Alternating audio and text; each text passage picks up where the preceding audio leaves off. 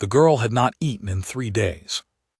Sira knew this the way she knew the angle of every security camera in the Vethara market district, the way she knew which vendors would look away and which would call the enforcers. By necessity, by survival, by the grinding arithmetic of a life that had never once been generous. She knew it because she had counted, because she was the one counting. Lyrian had stopped asking. That was what scared Sira most.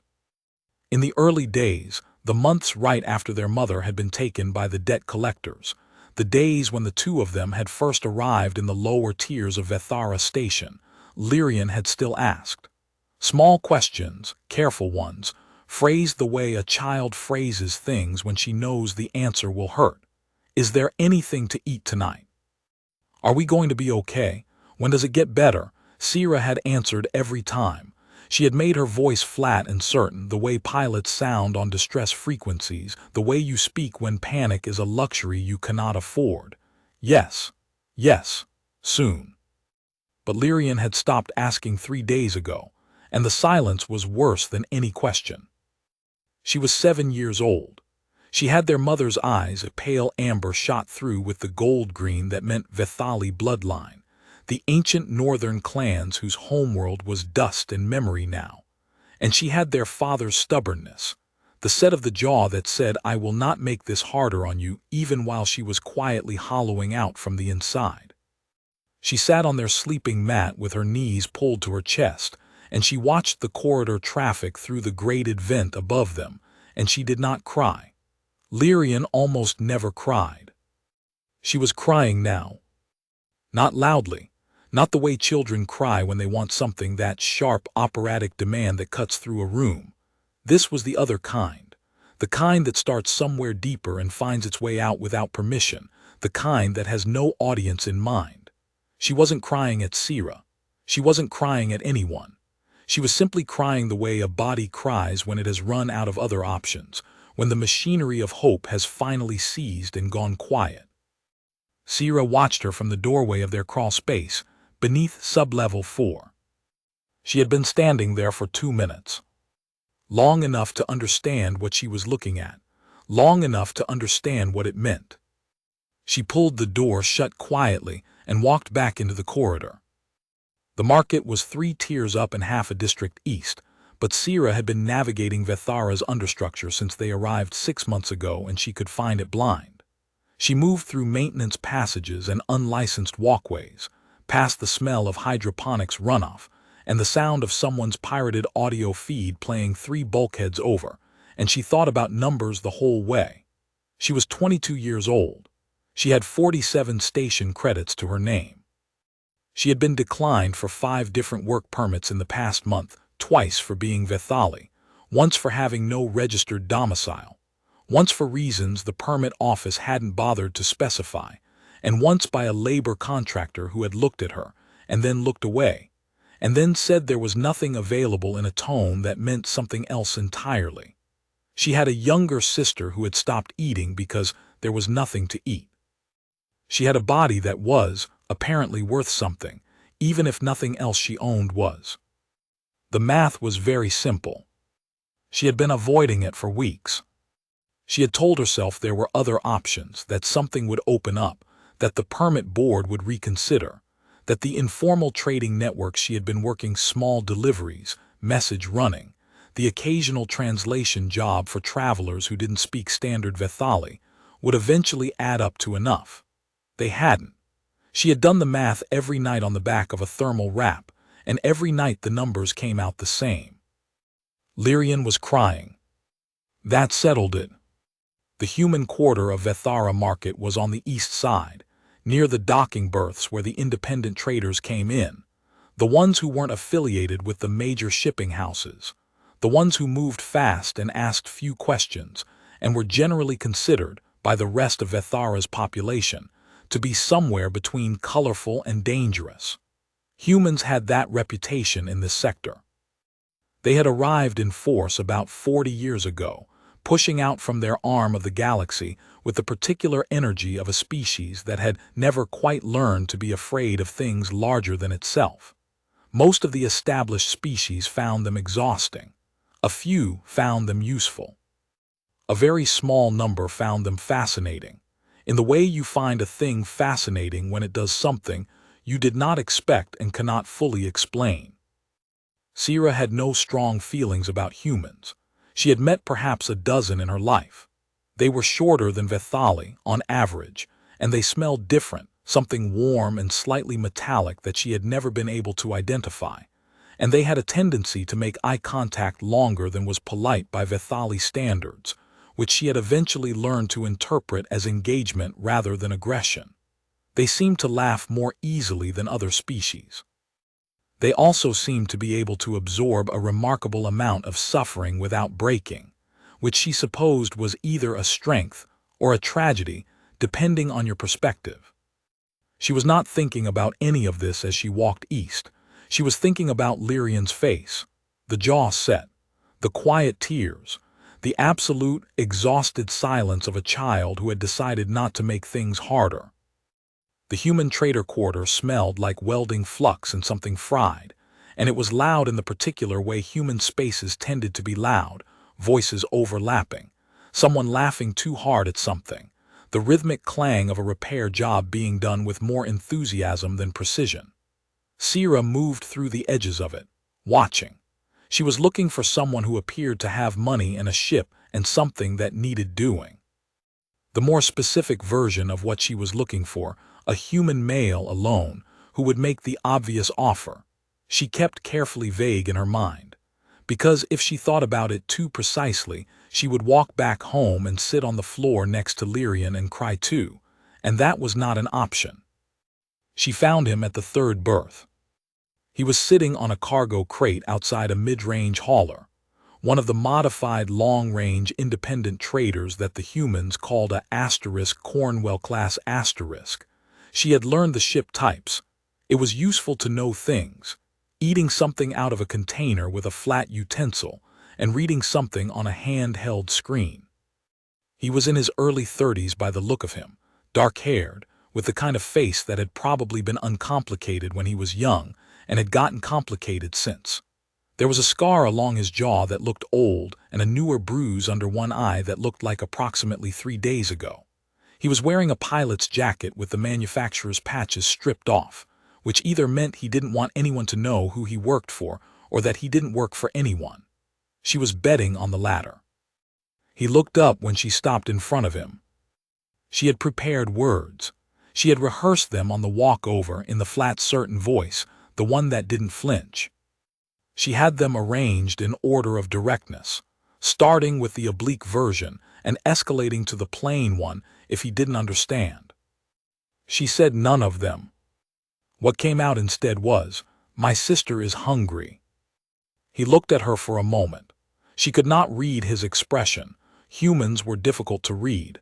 Their faces did things that Vethali faces did not, and then he set down the container and the screen. "How old?" he said. Sira blinked. That was not the question she had expected. 7. "When did she eat last?" 3 days ago, partially. Before that, it has been irregular for 2 months. The words were coming out wrong. She had not meant to say this much.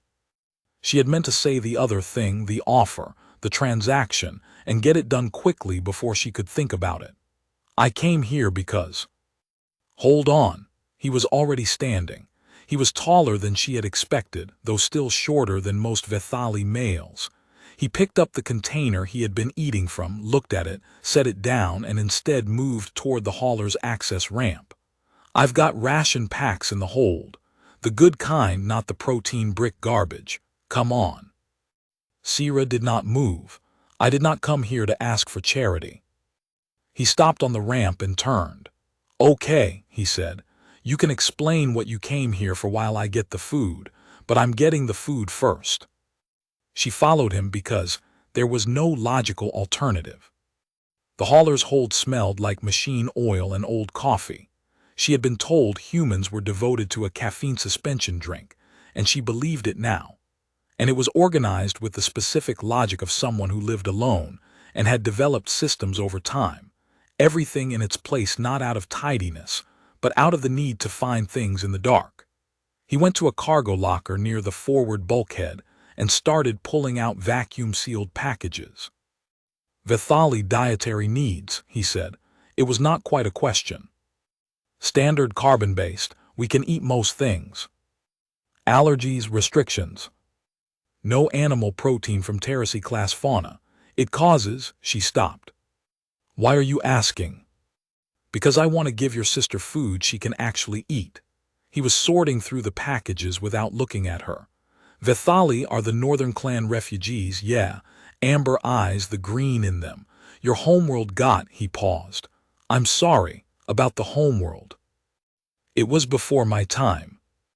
Still, he found what he was apparently looking for and pulled out 4 packages, meal packs, the good grade ones, the kind that actually had nutritional variety rather than just caloric sufficiency. He turned and held them out. "Here." Sierra looked at them. 4 meal packs, each one worth approximately 8 credits at market, 32 credits total. She had 47 to her name. She could pay for 2 of them, maybe 3 if she negotiated, and still have enough for next week's sleeping space fee. She looked up at him.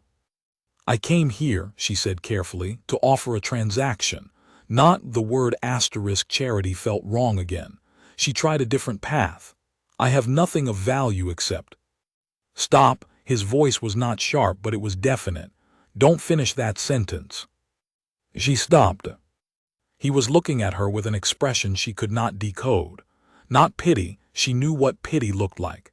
She had been receiving it for 6 months and it tasted like ash. Not the other thing she had been expecting either, the thing that had made her walk east instead of somewhere else. Something else. Something quieter. "You have a kid sister who hasn't eaten in 3 days, he said. "That's the situation. That's what you just told me, so let's deal with the situation." He pushed the packages toward her again. "Take these, go feed her, come back and talk to me after." "After?" Sierra repeated. "Yeah, after she's eaten, I'll be here." He looked at the crate he had been sitting on outside. "I'll be right there, actually. I'm not going anywhere tonight." She took the packages. She was not entirely sure why. She had planned something very different, had prepared for something very different. But her hands took them and her body turned toward the exit, and she walked out of the hold with 4 meal packs that she had not bought and had not traded for, and did not know how to account for. She stopped at the top of the ramp. "What is your name?" she said. He was already settling back onto the crate, picking up his screen again. "Kale," he said without looking up. "Kale Morrow." "Sierra," she said. "Sierra Veth." He nodded the way humans nodded, a small downward motion that apparently meant acknowledgement or agreement, or simply "I heard you," and she went. Lyrian ate. That was the only thing that mattered for the first 20 minutes. Sierra opened the first pack and prepared it the way the instructions indicated, and set it in front of her sister, and Lyrian ate with the careful focus of a child who has learned not to eat too fast because eating too fast after not eating hurts. She had learned that in the 2nd month, the hard way, and Sierra sat on the floor across from her and watched and did not say anything. There was nothing to say. The eating was the thing. When the first pack was finished, and Lyrian sat back with the particular look of a body that has been given something it desperately needed, she looked at Sierra. "Where did you get it?" she asked. "A trader in the market." Lyrian's amber gold eyes moved over her sister's face with an assessment that was too precise for 7 years old. "Did you sell something?" "No." "Did you?" "No." Sierra met her sister's eyes directly. "A human gave them to me. I am going to go back and find out why." Lyrian was quiet for a moment. Then, "Is he nice?" Sierra thought about this. She thought about the way he had stood up immediately before she had finished speaking. She thought about the questions: how old, when did she eat, can she eat this, the specific practical questions, not the vague sympathetic noise that preceded inaction. She thought about asterisk don't finish that sentence. "I don't know yet," she said. "I'm going to find out." Lyrian nodded with the gravity of someone who understands that this is the correct answer. She opened the second pack. He was still on the crate. He had a cup of something now, the coffee, she supposed, and the screen was dark, set face down on the crate beside him. He was looking at the traffic moving through the market with the unfocused attention of someone who is thinking rather than watching, and he looked up when she came back with the particular quick alertness that she would come to understand was his default mode. Always a little faster than you expected, the way a pilot moves on a ship, the reflexes tuned to a register where half a second matters. She sat down on the crate across from him. "She's eaten," Sira said. "She's sleeping now." "Good," he drank from the cup. "You want to tell me what the actual situation is, not the version you prepared on the walkover." She looked at him. You could tell. A little. He did not elaborate on how. Sira looked at her hands. They were the particular pale silver green of a Vethali from the northern provinces, darker at the knuckles and the fingertip ridges, where the bioluminescent pathways ran close to the surface. On a bright station morning they glowed faintly, a dim cold light that humans apparently found striking. She had never thought about it much until she came to Vethara and found humans noticing. She told him the actual situation. Not the compressed version, not the strategic version designed to produce a specific response. The real one. She told him about their mother and the debt collectors, and the 6 months in the lower tiers, and the 5 work permit rejections, and the delivery work that didn't add up, and the math she had been doing every night on the back of a thermal wrap. She told him about Lyrian stopping asking. She did not tell him about what she had been planning to offer when she walked east, because he had told her not to, and somehow that instruction had lodged in her, had stayed there, had changed the shape of the conversation before it began. When she finished, he was quiet for a while. "Work permits," he said eventually. "You've been going through the central board." "Yes." "That's the problem." He set down the cup. "The central board is controlled by the 3 major shipping houses. They've got a gentleman's agreement not to register independent labor from refugee communities, Vethali, Kashari, the Ren diaspora. Keeps the labor pool scarce for their own workers." Sira stared at him. "That's illegal, technically, enforceable." "No," he turned the cup in his hands. "The workaround is the independent trader register. It's a separate board, different oversight structure. You can get registered as crew or contract labor under an independent trader's operating license without going through the central board." "I did not know that existed." "Most people who need it don't because the major houses don't advertise it." He looked at her. "I can register you as crew on my manifest. It'll give you a valid station labor ID, which gets you access to the secondary market network. That's where the real contract work is. The market that doesn't go through the central board. Better pay, better hours, and they can't discriminate by species." Sira looked at him. He looked back. "Why?" she said. "Why what? Why are you telling me this? Why the food? Why?" She stopped. "People do not do this, not without wanting something." Kale Morrow considered this for a moment, turning the cup in his hands.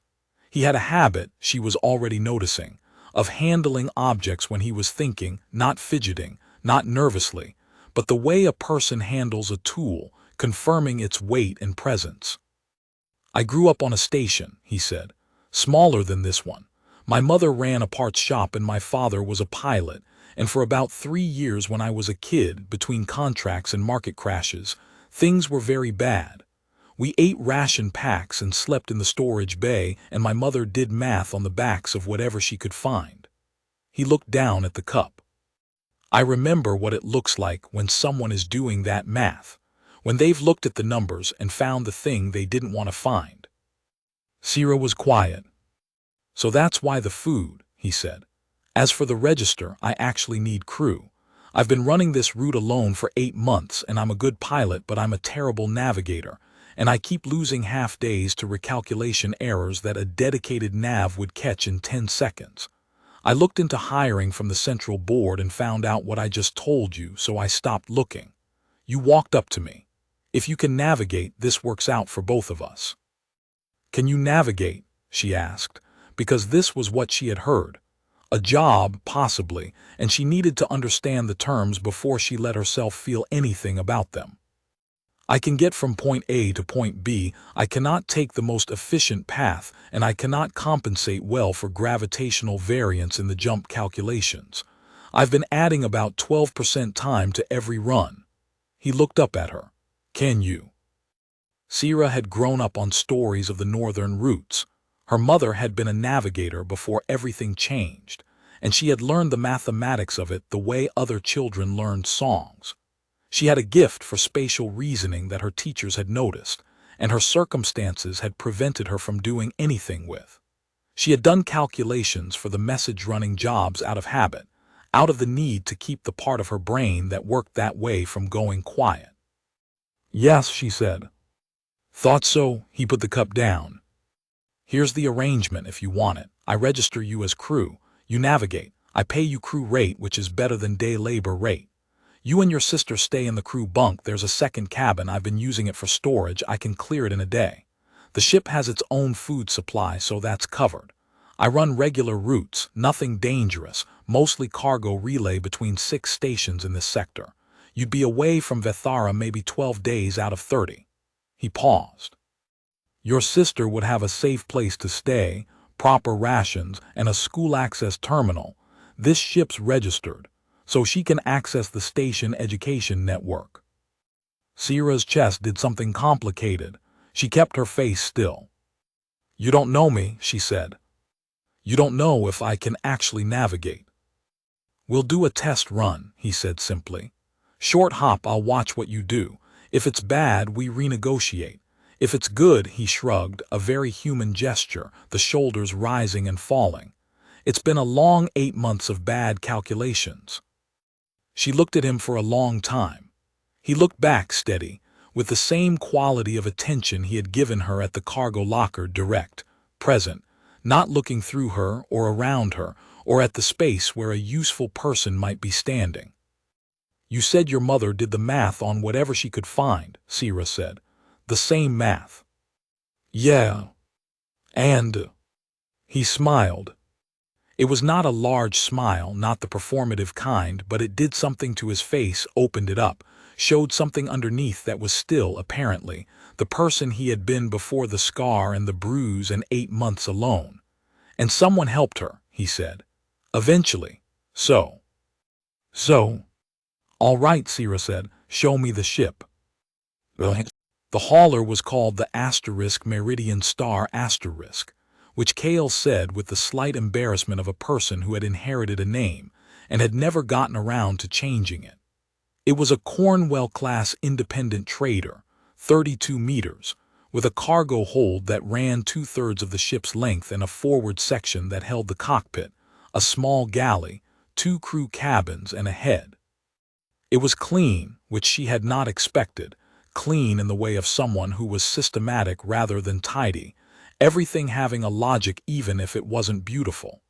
The second cabin was indeed full of equipment crates, but he had not lied about being able to clear it. She looked at the navigation console.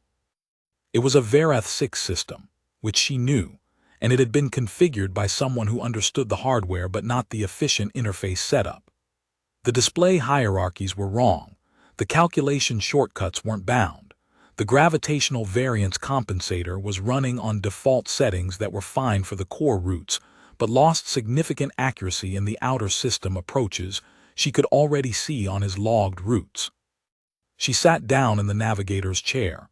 There was a navigator's chair, installed but clearly unused, the adjustment still at factory default, and started moving things. Cale leaned in the cockpit doorway and watched. She was aware of him watching in the way she was aware of most things at the edge of her attention. Logged, noted, not disruptive. She worked for about 20 minutes, reconfiguring the interface, correcting the compensator calibration, binding the shortcuts. Then she looked at the logged route to his next scheduled delivery, a cargo relay to a station called Pellin's Crossing, about 6 hours at standard, and ran the calculation. "You've been going through the Kess corridor," she said. "Yeah. Standard route. The Kess corridor adds 2.5 hours because of the Vareth system running the density compensation wrong for this mass class. The direct approach through the Hallan Gap is faster. Your ship's nav system calculated it wrong because the compensator thinks you're heavier than you are." Kale was quiet for a moment. "How much faster?" he said. 3 hours and 40 minutes round trip." She looked up. "Per run, how many runs per month?" He blinked, then did the math. She could see him doing it. "I've been losing about 45 hours a month," he said. "Yes." He looked at her with an expression that was not quite amusement and not quite relief, and was, she would eventually learn, his version of being genuinely pleased. "Okay," he said. "When can you start?" They did the test run. Kale flew and Sira navigated, and Lyrian sat in the crew chair behind the cockpit with a meal pack, and the wide-eyed focus of a child discovering for the first time that space from inside a ship looks different from space through a station viewport. More real somehow, closer. The stars not decorations but destinations. The asterisk meridian star moved through the Hallan Gap approach like something that had always known the way, which it had not, but it knew it now. "Time," Kale said. "We're 11 minutes ahead of the corrected projection," Sira said. "Which is?" 3 hours and 29 minutes ahead of your previous best." He made a sound that was somewhere between a laugh and an exhaled breath. "Yeah," he said. "Okay." From the crew chair, Lyrian said very quietly, "Is that good?" "That's good," Kale said. "That's very good." Lyrian considered this. Then she said, "Your ship is nice. It smells like the thing you drink." "Coffee," he said. "I can teach you to make it. The real kind, not the reconstituted kind. You need to be taller than the galley counter, though." Lyrian looked at the height of the galley counter visible through the door, assessed it against herself, and appeared to conclude that this was an achievable goal. "I'm growing," she said, in a tone that suggested this was a project she was actively managing. Kale glanced back at her and then glanced at Sira, and Sira looked at the navigation display and did not let her face do anything in particular, because she did not yet have the right language for whatever was happening, did not have a category for it, was not ready to name it. But she noted it. She logged it in the careful inventory she kept of important things.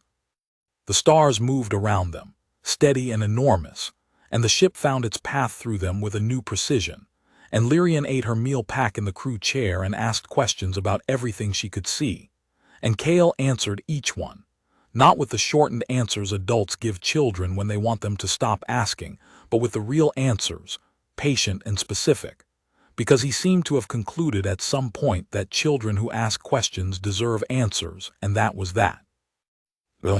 Clearing the second cabin took the better part of a day. Kale worked methodically, the way he did everything physical, without wasted motion, without commentary, starting at the back and moving forward.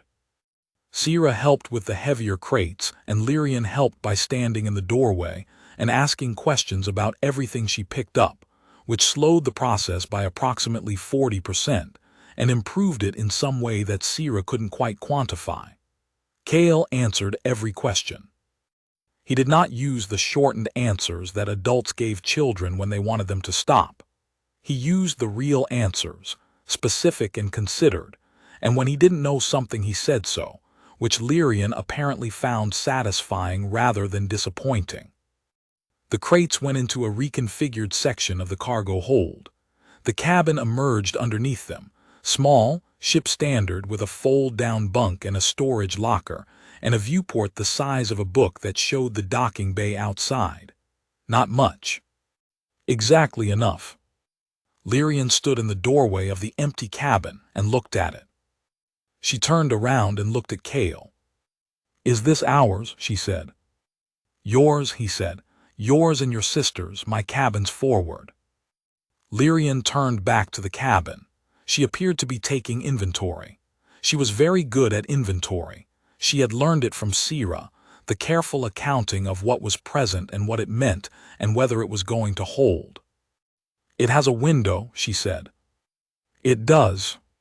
You can see the stars from it when we're flying." "Yeah, better than the main viewport, actually. The angle on that one cuts off some of the field. This one's pretty open." Lyrian looked at the viewport for a long time. Then she walked into the cabin and sat down on the fold-down bunk, very carefully, as if testing whether it was real. It was real. She stayed there. Sira looked at Kale. He was leaning against the corridor wall with his arms crossed, watching Lyrian with the expression that she still couldn't completely decode. It was not pity, not performance, not the exaggerated warmth some people produced when children were present, the kind that was really for the adults watching. It was something quieter, something that just noted what was happening and let it be what it was. "Thank you," Sira said. He glanced at her. "For clearing out a storage room. For how you did it."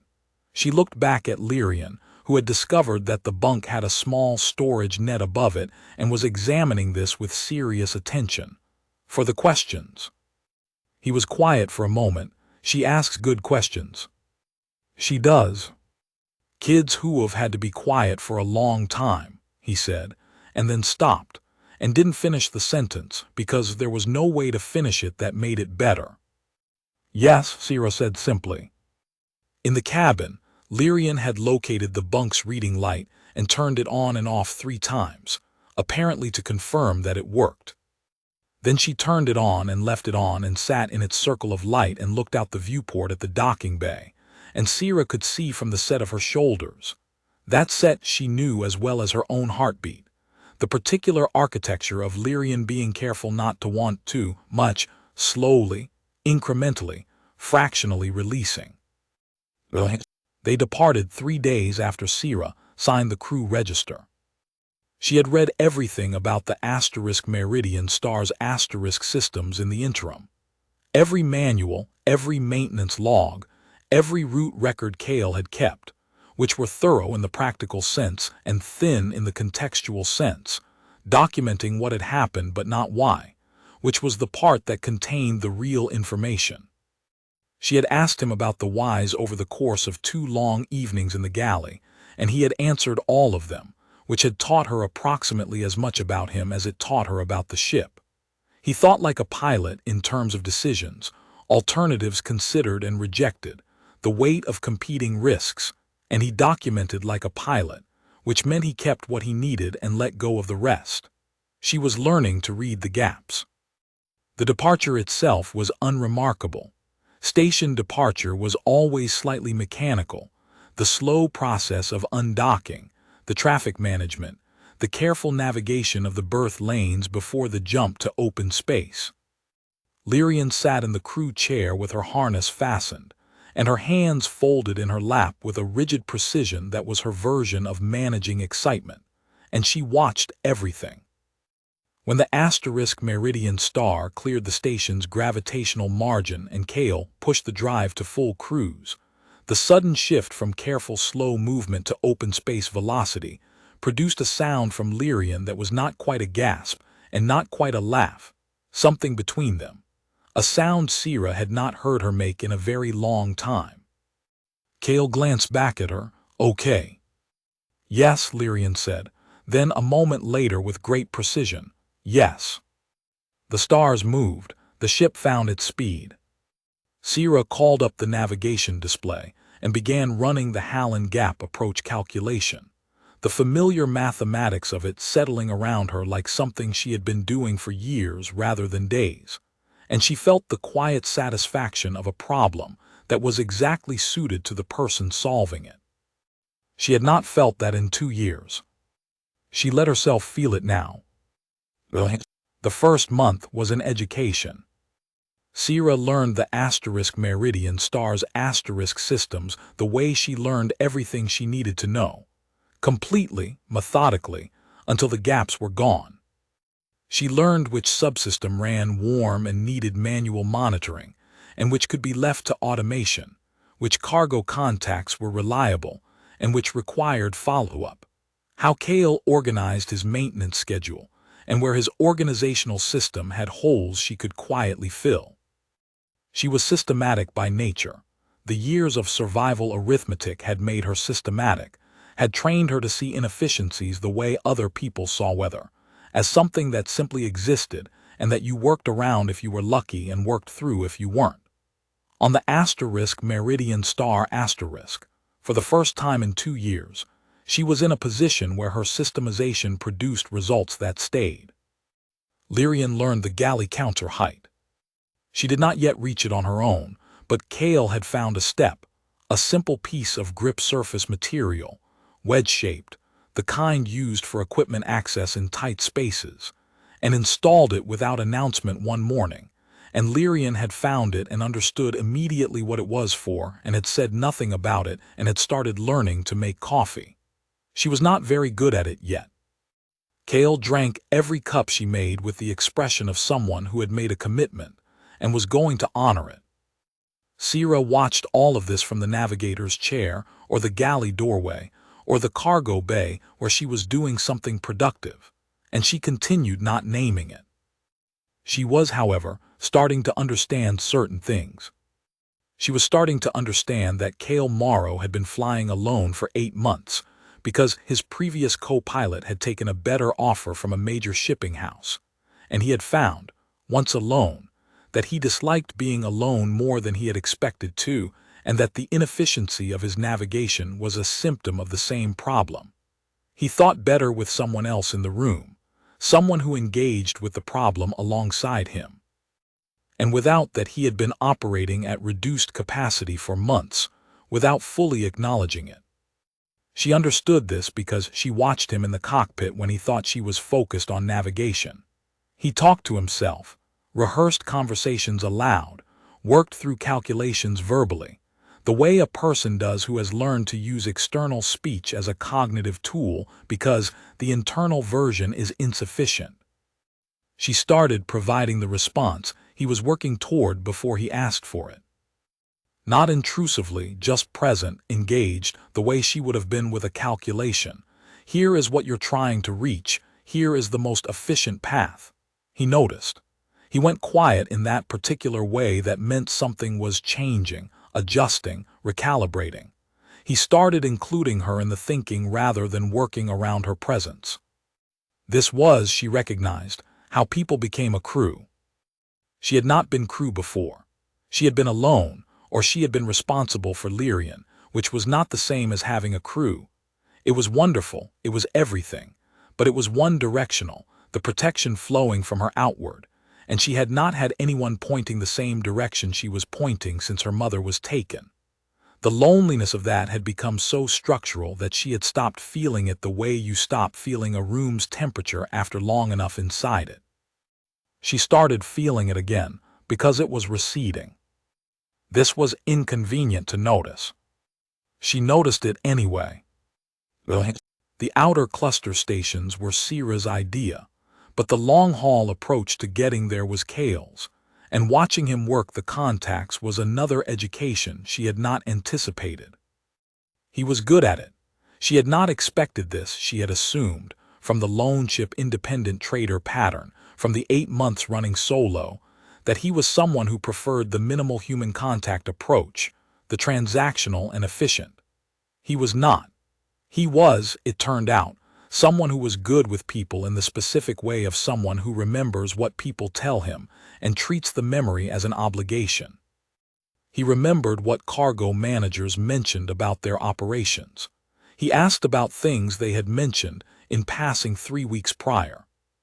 He kept a note file, not digital, handwritten, in the particular cramped script she had learned to read, of the names of children and spouses and difficult situations that people had referenced. Not to manipulate, just to remember, just to treat the information as worth keeping.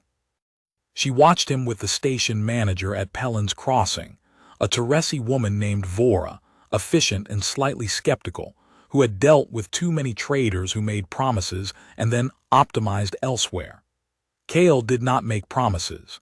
He made specific commitments on specific schedules and then met them, which was more useful than promises. He also mentioned, unprompted, that he had a navigator now, and that the route time had been cut, and that this meant he could run the outer cluster approach if the volume was there. Vora had looked at Sira. Sira had met her eyes and waited. "Navigation," Vora said. "Yes." Vora's gaze moved over her in the way of someone reading professional competence rather than anything else. "Vethali routes or broad sector?" "Broad sector, northern approach specialization, but I've mapped the full outer cluster approach now. The Hallen Gap route has better variance compensation than anything using the Kess corridor." Vora had turned back to Kale. "You said you were running solo 8 months." "Yes." "How many calculation errors in that time?" He didn't flinch. 7 significant ones. Added about 45 hours a month on average. She appeared to find this honesty more convincing than any counterargument would have been. "Right," she said. "Let's talk about the outer cluster rate." On the way back to the ship, Kale had glanced at her. The Hallen Gap line was good. "I said it because it was true." "I know, that's why it was good." He looked forward. "She knows what Kess corridor time costs her. When you gave her a concrete alternative she could verify, that was more useful than anything I could have said about reliability. You knew she'd respond to that." "I thought she might. She's a logistics person, they want the numbers." He paused. "You read her fast." Sira considered whether to say the next thing. She said it. "I've been reading people for necessity for 2 years. You develop the skill." He didn't respond immediately. Then, "Yeah," he said. "Yeah, I know how that works." She looked at him. He was watching the dock ahead of them, and his face had the specific stillness it had when he was thinking about something he wasn't going to say unless asked. She did not ask, but she noted it. The inventory of things she was keeping about Kale Morrow, the gestures and the specific qualities and the pattern of when he was careful and when he was not, was becoming something she no longer knew how to reduce. It had started as professional assessment and had become something without a clean category. She was used to categories. She had organized her survival by them. What is a threat? What is a resource? What is neutral? What can be used? What must be avoided? Kale did not fit any of these cleanly. He was someone who had given her sister food and told her not to finish a sentence and cleared a storage room and answered every question a 7-year-old had ever asked him and flew through the dark with 8 months of being alone, stored somewhere in his body that he didn't talk about but that she could see anyway. She did not have a category for that. She was beginning to think the category was its own thing and that she would have to build it.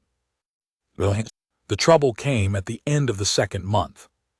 It came in the form of a cargo contact named Dresch, who had 3 runs of high-density equipment going to a station that wasn't on any of the standard registries, and who was offering 2.5 times the going rate, and who contacted Kale directly through a channel that wasn't the standard broker network. Kale showed her the message. She read it. She sat with it for a moment. "The station isn't registered," she said. "No. 2.5 times rate is the premium for not asking questions about the destination." "Yes," he was leaning against the cockpit doorframe. "I know what it means." "Have you done this before?" "No," he said it flatly without decoration. "I've been offered it before. I've said no before." Sira looked at the message again. 2.5 times rate for 3 runs was approximately 4 months of standard income. 4 months of standard income would mean the maintenance backlog on the ship cleared, would mean Lyrian's education terminal upgraded, would mean a reserve that made the math she had been doing every night less urgent for a long time. "Why are you showing me?" she said. Kale was quiet for a moment. Then, "Because you're crew, because you navigate, because if I say yes, you're in it too and you should be part of the decision." He paused. "And because I want to hear what you think." She looked at him. "I think," she said carefully, That the rate is too high for equipment cargo regardless of destination. Equipment doesn't require that premium. People might if you were moving people, which carries different risks. Contraband, certain types might, but the message says equipment. Yeah. So either the equipment is not what he says it is, or the destination matters in a way that goes beyond the route licensing issue, or both. Yeah, he rubbed the back of his neck. My read too. What does your read say about which? He let out a slow breath. Both, he said, and I think the people at the destination matter. I think someone's going to end up with something they shouldn't have. Sierra nodded, then no. Yeah, he closed the message. Yeah. She watched him do it. He did it without hesitation once the decision was made, which she had come to understand was his pattern, deliberate in the approach, clean in the execution. He did not second-guess things once he had thought them through. It was a quality she respected enormously because she knew what it cost. She had the same tendency, and she knew what it took to maintain it when the alternative was easier. That's 4 months of income, she said, not because she disagreed but because she thought it should be said. I know. I'm not arguing, I'm noting it. I know, he looked at her. We'll find the 4 months somewhere else. She noted it, filed it in the inventory. I have an idea about that, she said. The idea was the secondary route network she had found in the navigation system's historical data, old routes, pre-major house consolidation, that had once served a cluster of small agricultural stations on the outer edge of this sector. The major houses had abandoned them because the stations were too small to be profitable at major house scales. For an independent trader with an efficient navigation setup, they were moderately profitable and completely uncrowded, and the demand was consistent because the stations needed supply regardless of whether the major houses found them interesting. She mapped it out. Cale looked at it. I mapped something like this 8 months ago, he said. Didn't think the fuel math worked.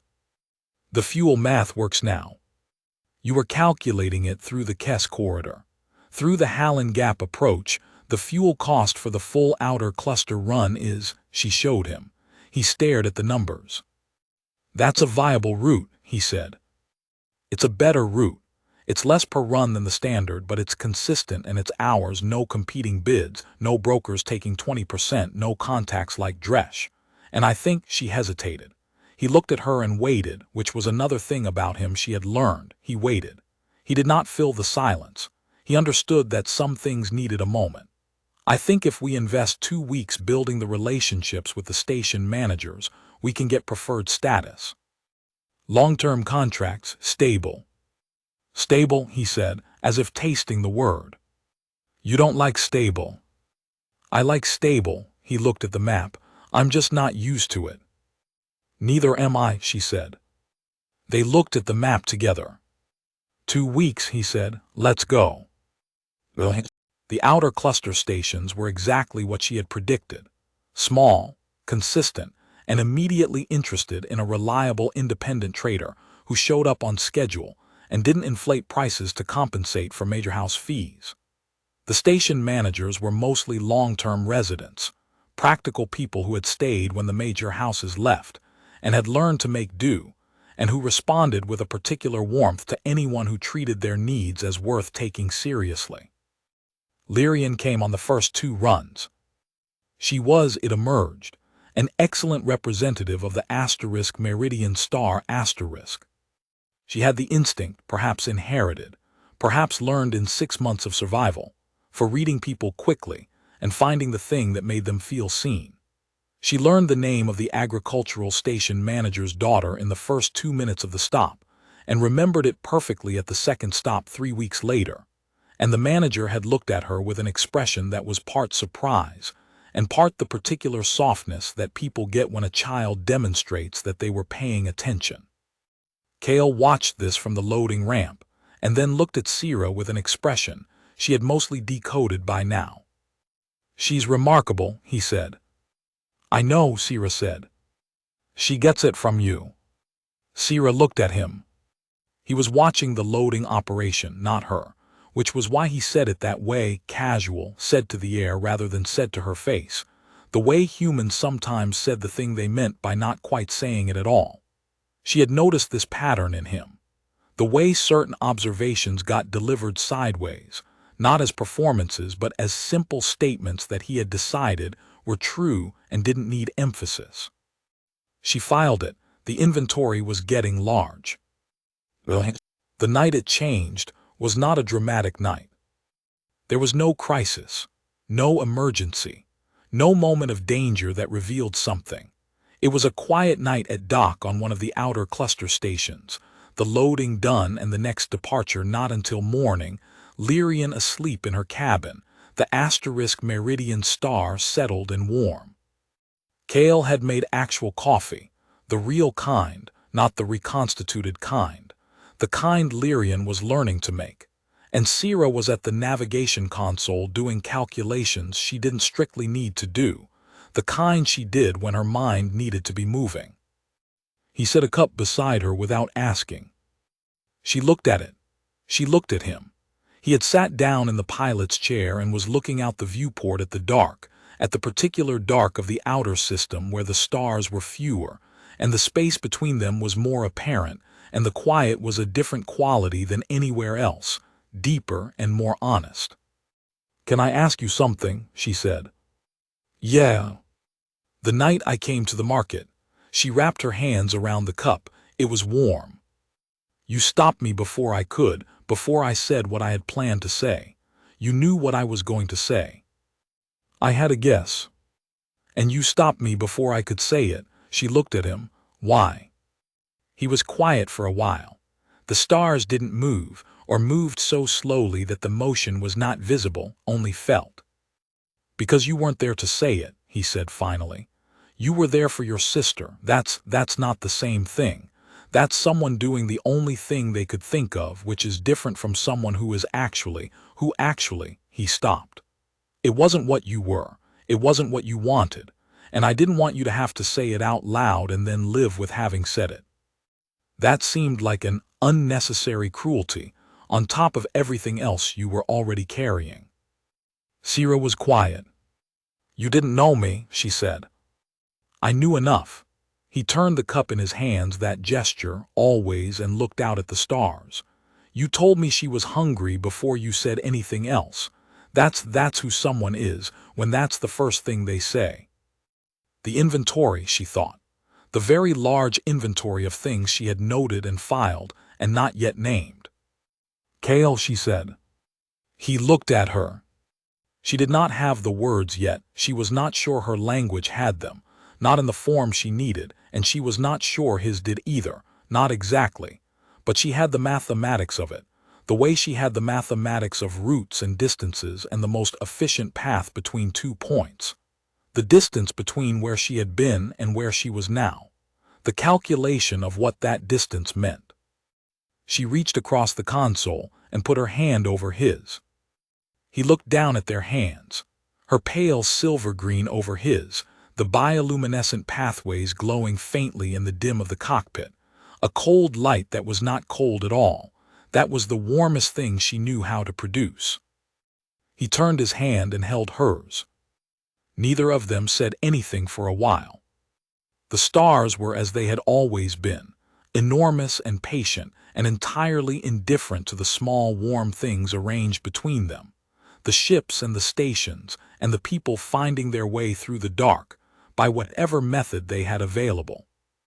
"My mother used to say," Sierra said eventually, "that the northern routes were mapped by people who had no business surviving the journey, that the first navigators went into unmapped space with wrong calculations and no margin and came home anyway, because they were trying to get somewhere, and the universe had not told them it was impossible."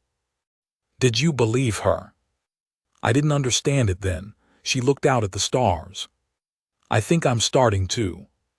He squeezed her hand once, and she felt the warmth of it travel up through her arm and settle somewhere central, somewhere that had been empty for a very long time. Outside, the outer cluster of stars was a smaller field than the core, scattered and spare, but each one was burning at full capacity, not dimmed by proximity to anything brighter, each one exactly and completely itself in the dark. She had noticed this on the first run, and she had thought about it often since. The coffee went cold while they sat there. She didn't mind. 3 months later, the asterisk meridian star held preferred status with 11 of the 14 outer cluster stations. Sira had not done the math in the night for 6 weeks. This was the thing she had not known to measure before it stopped being necessary.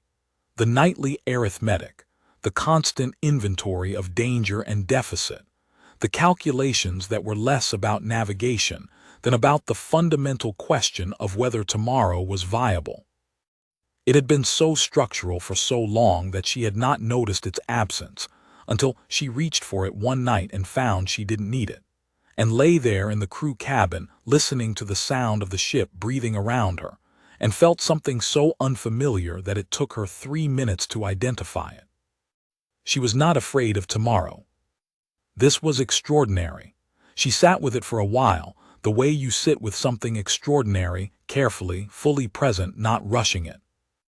In the next cabin, she could hear Lyrian's breathing, the slow rhythm of a child who was sleeping deeply and well, the slight rustle of movement when she shifted in her sleep, the particular silence of a child who was not hungry, not frightened, not counting anything. Forward past the galley, the pilot's chair would be empty. Cale slept well. Once he was convinced the ship was settled, which had been a process of about 3 weeks of her demonstrating that she would catch anything worth catching before it became a problem. He trusted her watch. She trusted his. This, she understood, was what crew meant. Not the contracts or the route planning or the maintenance schedules, though it was those things too. It was the trust of the watch. It was knowing that someone else was checking the things you couldn't check at that moment, the horizon you couldn't see from where you were standing. It was the navigation problem made human.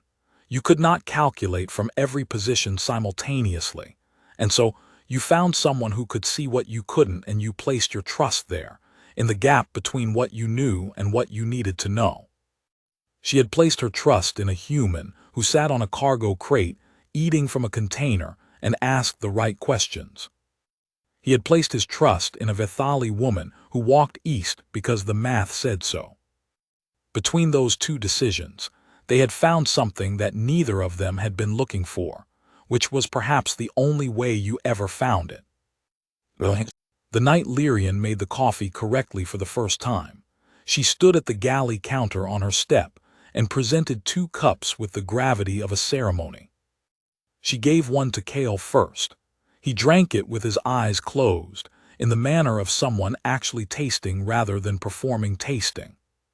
"That's right," he said. "That's exactly right."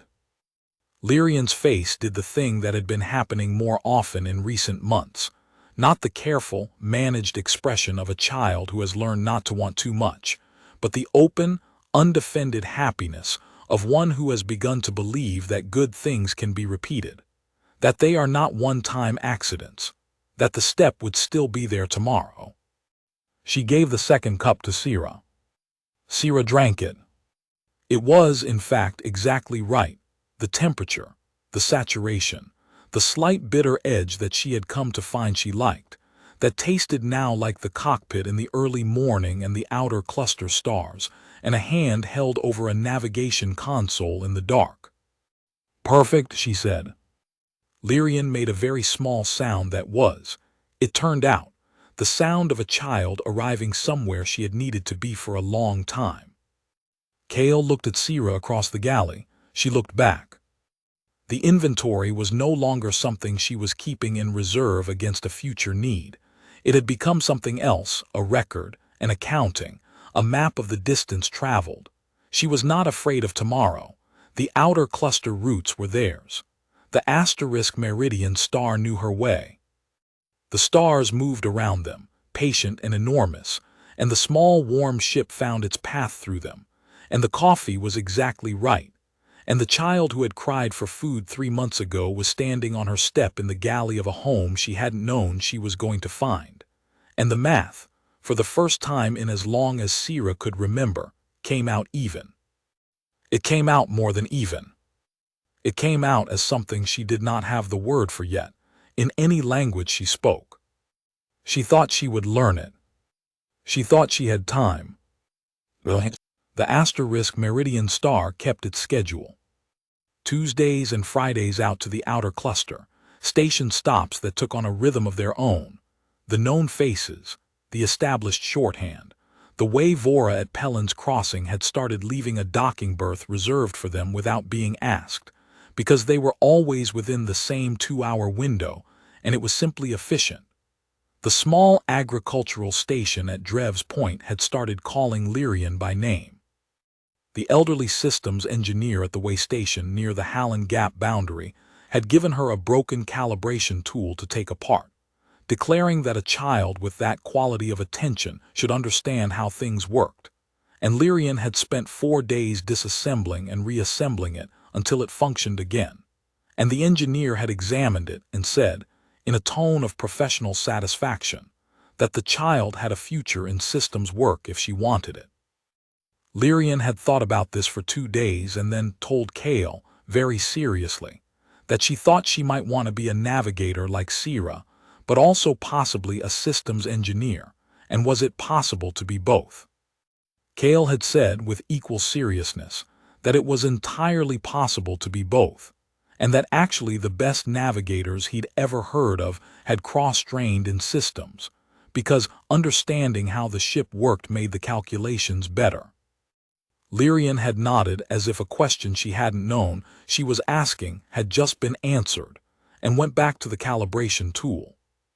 Sierra had watched this from the galley and felt something settle in her chest that she recognized now, that she had a name for now, not a word exactly, but a recognition, the way you recognize a place you haven't been before but that looks exactly like somewhere you always meant to end up.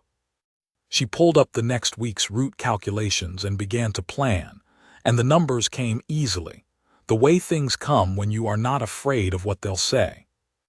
Outside the viewport, the stars burned on in the clean dark, each one exact and complete, illuminating the long distances between them, the distances that were not emptiness but passage, not absence but the space through which everything eventually moved. The asterisk meridian star turned its nose toward the outer cluster, and the engines found their pitch, and the ship went on. It always went on. That too she had learned to count on.